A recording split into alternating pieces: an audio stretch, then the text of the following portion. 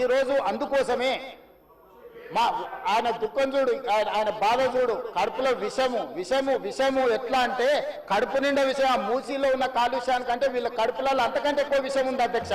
విషం జిమ్ముతున్నారు. మీరు మూసీ కాలుష్యమే ప్రమాదం అనుకుంటున్నారు అధ్యక్ష. ఈ మనుషుల కడుపుల్లో ఉన్న విషయం మూసీ కాలుష్యానికంటే ప్రమాదకరంగా తయారైంది అధ్యక్ష. ఏం నొప్పి అధ్యక్ష? నేను ఎవరినైనా విమర్శించిన అధ్యక్ష? నేను ఈ ప్రభుత్వం ఏం కార్యక్రమాలు చేపట్టబోతుందో సభలో సభ్యులు మాకు తెలవాలని అడిగినారు. పాయల శంకర్ గారు ఏమడిగినారు అధ్యక్ష? మేము సభ్యులము, ప్రభుత్వం ఏం చేస్తుందో మాకు వివరించండి, మేము కూడా మా చేతనైన సాయం చేస్తామని మాట్లాడినారు అధ్యక్ష. నేను వివరాలు చెప్పే ప్రయత్నం చేస్తే విషయం ఎందుకు కక్కుతున్నారు అధ్యక్ష? ఈ రోజు క్వశ్చన్ అవర్లో సప్లిమెంటరీ క్వశ్చన్స్ 2 ఉంటాయి. 10 క్వశ్చన్స్ ఉండవు, 10 మందికి ఇయ్యరు.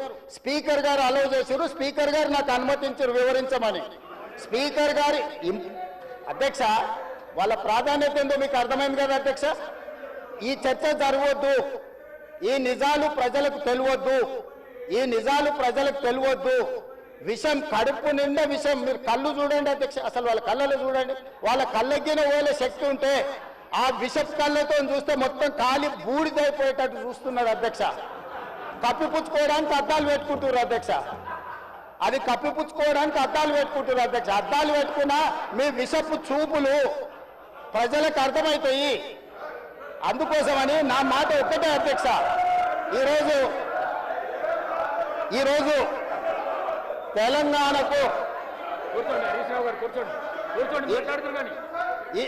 ఈరోజు నగర అభివృద్ధి చేయడం మా బాధ్యత. ఈరోజు ఇన్ని మాటలు మాట్లాడుతున్నారు కదా అధ్యక్ష. ఆనాడు కాంగ్రెస్ లో గెలిచిన ఎమ్మెల్యేని తీసుకొని మూసీ రివర్ డెవలప్మెంట్ కార్పొరేషన్ కు చైర్మన్ చేసింది ఎవరు అధ్యక్ష? ఎవరు? ఈ రోజు వివరాలు చెప్తుంటే ఆ నొప్పెందుకు అధ్యక్ష? ఆ నొప్పెందుకు? మీరు అనుమతి ఇచ్చిన తర్వాత వాళ్ళెవరు అధ్యక్ష ప్రశ్నించనికే? వాళ్ళెవరు సభ్యులు? ఈ రోజు అక్బరుద్దీన్ ఓవైసీ గారు, పాయల శంకర్ గారు, లేకపోతే కాలేరు వెంకటేష్ గారు. ఆ కాలేరు వెంకటేష్ గారినైనా చూసి నేర్చుకోండి, కనీసం ఒక అవగాహన వస్తుంది. స్పష్టంగా నేను అంబర్పేట పోయినప్పుడు చెప్పిండు, 100% అంబర్పేట శాసనసభ నియోజకవర్గంలో మేము మూసీ నది ప్రక్షాళనకు సహకరిస్తాము. మా పేదలకందరికీ మంచి ఇండ్లు కట్టించండి, మా ప్రభుత్వ కార్యాలయాలు కట్టించండి, మా ప్రాంతాన్ని అభివృద్ధి చేయండి. నేనే ముందు బాగానే నిలబడి మూసీ నది ప్రక్షాళనకు సహకరిస్తానని అంబర్పేట ఎమ్మెల్యే కాలేరు వెంకటేశ్వర గారు ముందుకు వచ్చి బహిరంగంగా మైక్లో చెప్పిండు. నిన్నగాక మొన్న వచ్చి నన్ను కలిసి చెప్పిండు. ఆ పక్కనే ఉప్పల్ ఎమ్మెల్యే లక్ష్మారెడ్డి గారు వచ్చి కలిసి, సార్ మా ప్రాంతాన్ని అభివృద్ధి చేయండి, మూసీ నదిని ప్రక్షాళన చేయడం ద్వారా మా ప్రాంతానికి ఉపయోగపడుతుంది, మీరు చాలా మంచి పని చేస్తారు, మీరు వేగంగా ముందుకు వెళ్ళండి, మా వైపు నుంచి మీకు ఏం సహకారం కావాలని చెప్పి ఆ శాసనసభలో వచ్చి కలిసిరు అధ్యక్ష. ఇవాళ నేను ఒకటే అడుగుతున్నా అధ్యక్ష, ఈ రోజు మూసీ నది ప్రక్షాళన చేసుకుంటే ఈరోజు మూసీ నది ప్రక్షాళన మేము చేస్తున్నామంటే మీరు చెయ్యాలంటున్నా వద్దంటున్నా? ఒక్క మాటలో చెప్పండి. మీరు చెయ్యాలనుకుంటే ఏం చెయ్యాలో సూచన ఇవ్వండి, వద్దంటే మీ కడుపు మంట ఏంటో చెప్పండి, తెలంగాణ ప్రజలు నిర్ణయించుకుంటారు.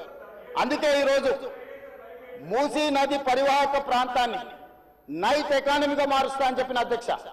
పట్టణం అంతా రాత్రి 9 గంటలకు నిద్రపోతే రాత్రి 9 గంటల నుంచి ఉదయం 6 గంటల వరకు మూసీ నది పరివాహక ప్రాంతంలో నైట్ ఎకానమీని రివైవ్ చేసి అక్కడ హోటల్స్, ఆఫీసులు, అదే విధంగా ఫుడ్ కోర్ట్స్, కల్చరల్ యాక్టివిటీస్ వీటన్నిటిని కూడా ప్రపంచ స్థాయి నగరంగా మార్చడానికి నైట్ ఎకానమీని ఓపెన్ చేయబోతున్నామని చెప్పినాం అధ్యక్ష. ఆ ప్రాంతంలో ఉన్న ప్రతి వాళ్లకు, నష్టపోయే వాళ్లకు అత్యధికంగా నష్టపరిహారం ఇచ్చి బ్రహ్మాండమైన కాలనీలు కట్టించిస్తాం అధ్యక్ష. ఈరోజు వాళ్ళు ఏ పరిస్థితి లేనోళ్ళు, ఏ దిక్కు లేనోళ్ళు, సర్వం కష్టాలలో మునిగేటోడే మూసీ పక్కన పోయి ఇల్లు కట్టుకుంటాడు అధ్యక్ష. మూసీలో ఉండే దోమలు కానీ, కంపు కానీ, అక్కడ ఉన్న వాతావరణం కానీ, శవాలు కొట్టుకొస్తుంటే ఎవరైనా అక్కడ ఉండాలనుకుంటారు అధ్యక్ష? ఏ పేదోడైనా మీరు చెప్పండి అధ్యక్ష. ఒకప్పుడు నందనవనం కట్టింది కదా అధ్యక్ష, మూసీ నదిలో ఉన్న వాళ్ళని తీసుకెళ్లి ఈ రోజు ఆ ప్రాంతంలో నందనవనం మనం పోయినప్పుడు ఎంతమంది జిల్లాల నుంచి వచ్చిన వాళ్ళు ఉన్నారు అధ్యక్ష. ఎల్బీ నగర్ ఎమ్మెల్యే గారికి తెలుసు, నందనవనం ఆ కాన్స్టిట్యున్సీలోనే వస్తుంది.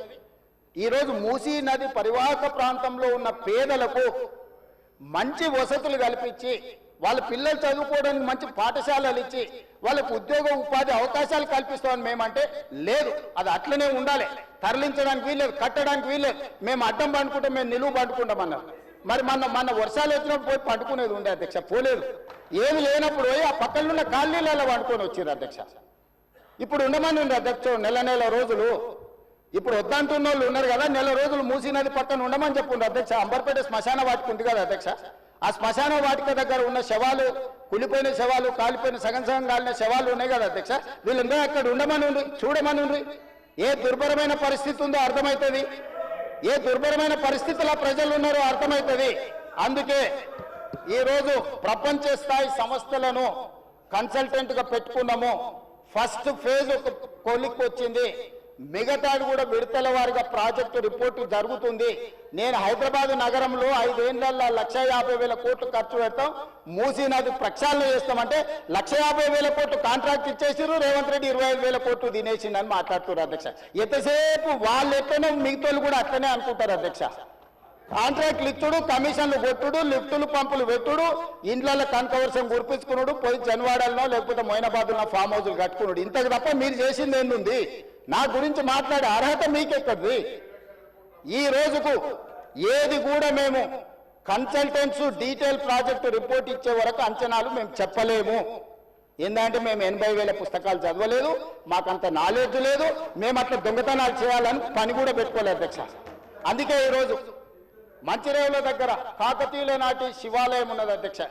850 సంవత్సరాల పురాతనమైన శివాలయం మంచిరేవుల దగ్గర ఉంది అధ్యక్ష. గ్రేహాండ్స్ ల్యాండ్ ఉందా, ఈ రోజు అక్కడ శివాలయం కట్టదలుచుకున్నాం అధ్యక్ష. మన సంస్కృతిని కూడా పునరుద్ధరిస్తున్నాం. ముందుకు వచ్చిన హరీష్ రావు గారు ప్లీజ్ క్వశ్చన్ కు సంబంధించి క్వశ్చన్ కాదు సార్, ఒక్క నిమిషం వినండి. మీరు sir, you are the custodian of this house. ఈ సభలో అందరి సభ్యులకు సమానమైన హక్కులు ఉంటాయి, మీరే మా హక్కుల్ని కాపాడాలి. వినండి, వినండి, నేనేం అన్పార్లమెంటరీ మాట్లాడతలేను. మినిస్టర్ గారు క్లారిఫికేషన్ ఇవ్వలేదు.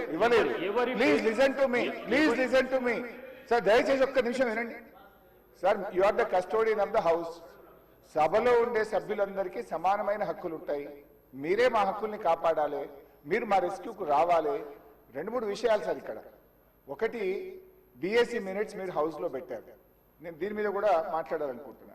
It was decided that the Honorable Speaker will decide the number of days for which the assembly sessions will be held, keeping in view of the business to be transacted. మనం BScలో ఏం decide చేసినాం sir? 7 రోజులు శాసనసభ నడుపుతామని, ఆ తర్వాత మళ్ళీ BSc meeting పెట్టి decide చేస్తామన్నారు.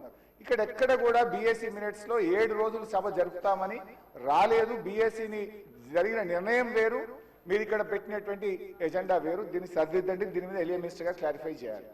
నంబర్ 2 సార్, మాకు బిజినెస్ మొన్న రాత్రి 3ంటికి వచ్చింది, ఉదయం 3ంటికి పంపారు.